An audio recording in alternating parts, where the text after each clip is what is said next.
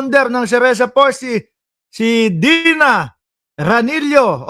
Sino pa nandiyan? Si Ma'am Nenita Umali, si founder, si Juan Orlando, si Ann, nandiyan na din. Si Josephine Austria, si Maki Kwan, buong Cereza Force family, si Ma'am Chris Rose, si Ma'am Marge Barcebal, si Telma Palpalatok, si Banji San, si Ray Hilario, si Darren TS7798, si Joker Tena, si Rod Mark Asuncion, andyan din. Sino pa nandiyan sa baba?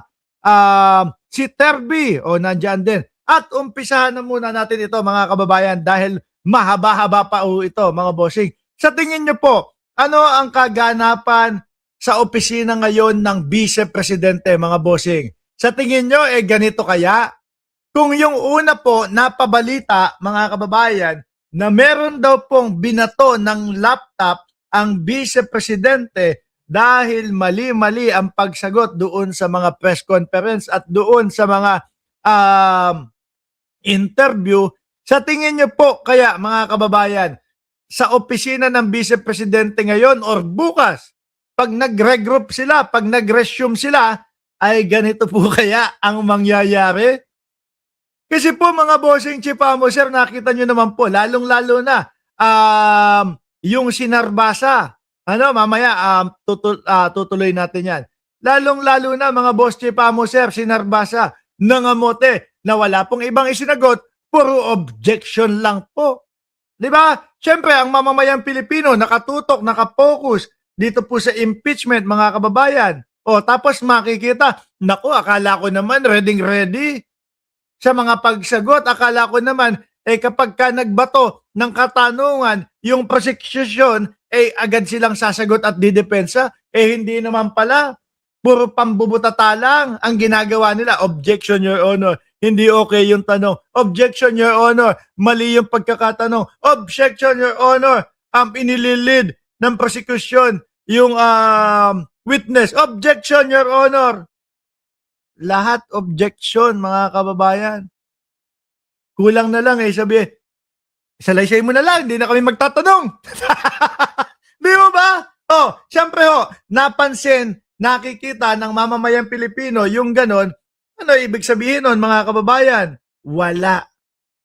Tapos i-connect ng bayang Pilipinas yung kung bakit, kaya naman pala sila ay laging puro lang sila pagpapahinto ng impeachment. Ganito pala ang kanilang ipapakitang gilas, mga bossing. Di mag-iilagan yung mga yan.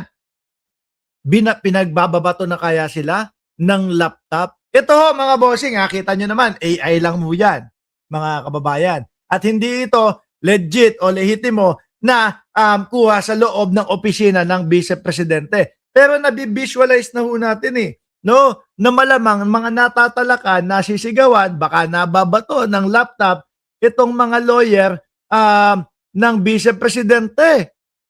Ganyan pa naman yata ang Vice Presidente. No?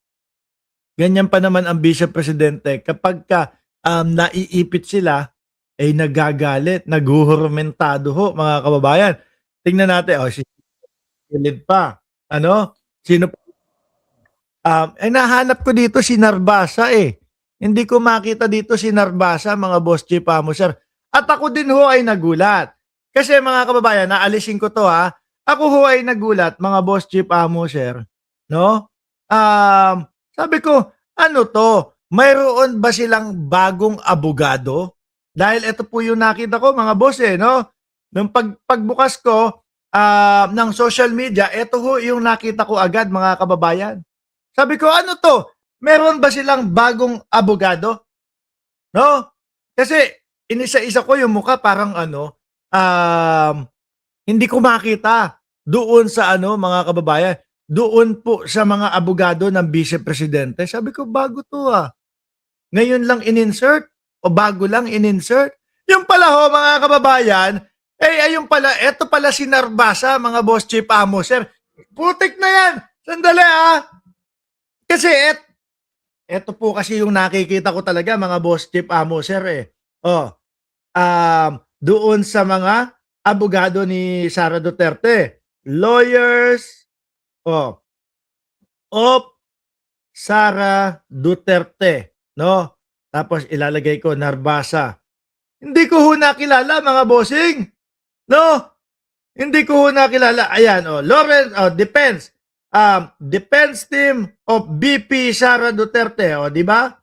Gregorio, asan pa ba dito? Hinahanap ko eh. Bodota, Racadio, Narbasa, Carlo Joaquin. Ay iba talaga mga boss eh. Sabi ni JJ Bar, yung in-order daw yung sa kaliwa, yung dumating yung sa kanan. Hindi pagpasensyahan nyo na po mga kababayan. Kasi bakit ko iniisa-isa din mga bossing? Siyempre tayo kahit papaano, meron tayong mga, kumbaga, kagaya ho namin, may lawyer po talaga kami. Ano po, yan ay sa katauhan ni Attorney Panela, mga bossing. No, siyempre ikaw, mag-search ka din, maghahanap ka din ng mga lawyer na magagaling. Yung tipo bang, magaling po yung lawyer namin. Pero yan kasing yung mga yan, may mga specialty po yan. Sabi ko, ay nako, tumingin nga tayo. Kahit naman hindi natin afford itong mga ito dahil for sure po, mga mamahalin po ito eh. No?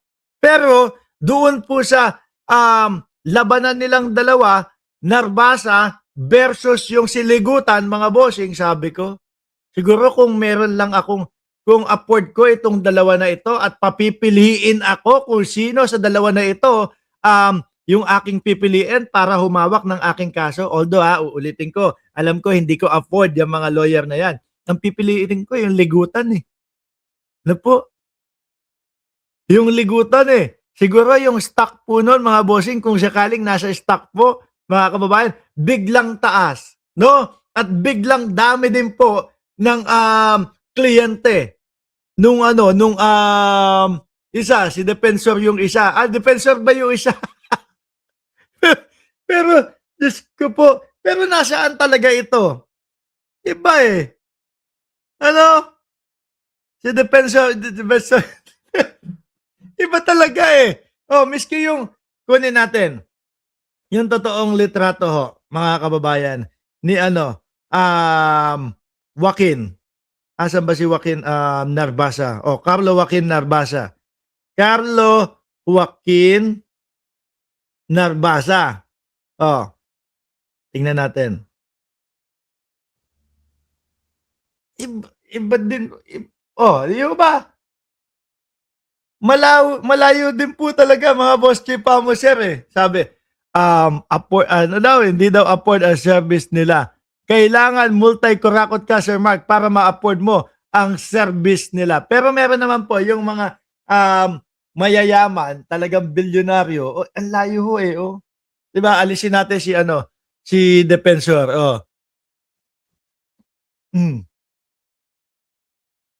Di po ba? Anyway, mga boss chief sir. Tumungo na tayo doon sa mismong mainit po na mga talakayan, mga kababayan, no? Ano ba uunahin ko dito?